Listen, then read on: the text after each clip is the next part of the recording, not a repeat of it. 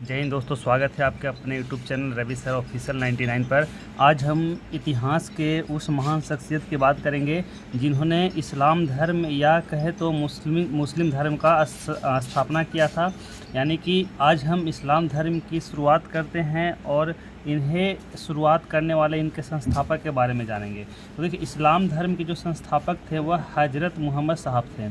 हज़रत मोहम्मद साहब इन्हीं को इस्लाम धर्म का संस्थापक कहा जाता है और पूरा जो मुस्लिम संप्रदाय है या इस्लाम धर्म है वह इन्हीं के ऊपर संबंधित है। तो आज हम जानेंगे हज़रत मोहम्मद साहब के बारे में। इनका जन्म 570 ईस्वी में है ना, 570 ईस्वी में मक्का में हुआ था। मक्का के कुरशैक बिला है ना, उन्हीं में इनका जन्म हुआ था। इनके पिता का नाम अब्दुल्ला और माता का नाम अमीना था। इनकी माता अमीना थी और इनके पिता अब्दुल्ला थे। इनको जो है ज्ञान की प्राप्ति वह 610 ईस्वी में मक्का में ही हुआ था, हिरा नामक गुफा में। हिरा, देखिए, इनका जन्म भी मक्का में हुआ था और इनको ज्ञान की प्राप्ति भी मक्का में हुई थी। लेकिन अभी तक हम लोग पढ़े थे बौद्ध धर्म और जैन धर्म के बारे में, तो उनके संस्थापकों का जन्म अलग था और ज्ञान की प्राप्ति अलग थी। लेकिन इस्लाम धर्म के जो संस्थापक थे हज़रत मोहम्मद, उनका जन्म और उनके ज्ञान का प्राप्ति एक ही स्थान पर था, मक्का। बस अंतर ही है कि हिरा नामक गुफा में इनको ज्ञान की प्राप्ति हुई थी और इनका जो है जन्म हुआ था वो हुआ था कुरशैक बिला में। अब इन्होंने इनके जब ज्ञान की प्राप्ति हुई 610 ईस्वी में, तो 24 सितंबर 622 ईस्वी को 24 सितंबर 622 ईस्वी को मक्का से मदीना तक की जो यात्रा होती है वह मुस्लिम संप्रदाय में हिजरी सनवत के नाम से जाना जाता है। यानी क्वेश्चन एग्जाम में आपसे आ जाए कि हिजरी सनवत की शुरुआत कब हुई थी, तो आप कह सकते हैं कि 24 सितंबर 622 ईस्वी को हुई थी। और यह बहुत इंपॉर्टेंट क्वेश्चन है, सभी एग्जामों में क्वेश्चन आ चुका है, तो इसलिए इसको याद रखना जरूरी है कि हिजरी सनवत की शुरुआत 24 सितंबर 622 ईस्वी को हुई थी। यह किस धर्म से संबंधित है, तो यह इस्लाम धर्म या मुस्लिम धर्म से संबंधित है। इनकी शादी 25 वर्ष की अवस्था में हज़रत मोहम्मद साहब की शादी 25 वर्ष की अवस्था में खदीजा नामक विधवा से हुआ था ना। इनकी जो पत्नी थी पहले किसी का विधवा थी, उन्हीं से इनका शादी हुआ था 25 वर्ष की अवस्था में।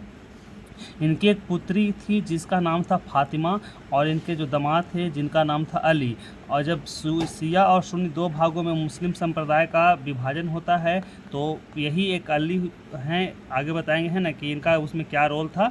तो अभी हम जानते हैं कि इनकी पुत्री का नाम फातिमा जो इम्पोर्टेंट है, और इनके जो दामाद थे यानी कि जो फातिमा की पति थे उनका नाम था अली। हज़रत मोहम्मद की मृत्यु 8 जून 632 ईस्वी को 8 जून 632 ईस्वी को हुआ था और इन्हें मदीना में दफनाया गया था। इनकी मृत्यु के बाद इन्हें मदीना में दफनाया गया था। देखिए, इनके जो हैं इस्लाम धर्म में 2 भागों में विभाजित होता है। इनके मृत्यु के बाद इनके धर्म 2 भागों में विभाजित होता है, एक होता है शिया और एक होता है सुन्नी।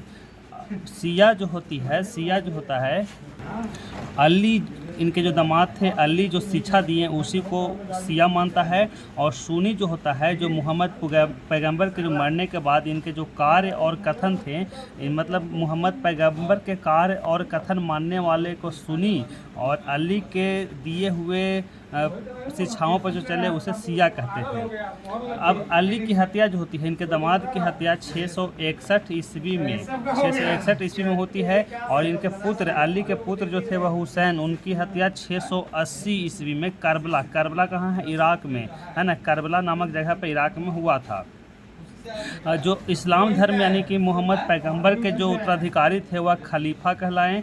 और इनके जो है सर्वप्रथम यानी कि हज़रत मोहम्मद साहब के सर्वप्रथम जीवनी का जो चरित्र था वह इब्न इसाक ने लिखा था। और खलीफा पद मालूम है आपको 1924 ईस्वी में तुर्की का जो शासक था मुस्तफ़ा कमाल पाशा, उन्होंने 1924 ईस्वी से खलीफा पद को समाप्त कर दिया था।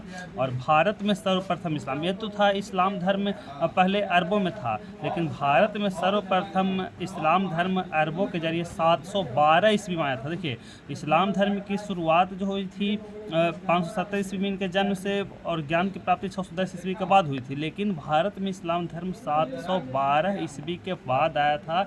और यह कब आया था, तो जब अरबों ने सिंध पर जीत प्राप्त की थी। जब अरबों ने सिंध पर जीत प्राप्त की तो उसके बाद भारत में इस्लाम धर्म आया था।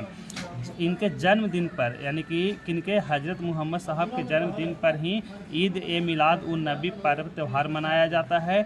और एक चीज़ और है जो इम्पोर्टेंट है कि आप देखते होंगे कि भारत में जितने भी मुसलमान हैं वह पश्चिम दिशा की ओर मुँह करके अपना नमाज अदा करते हैं। तो ऐसा क्यों करते हैं?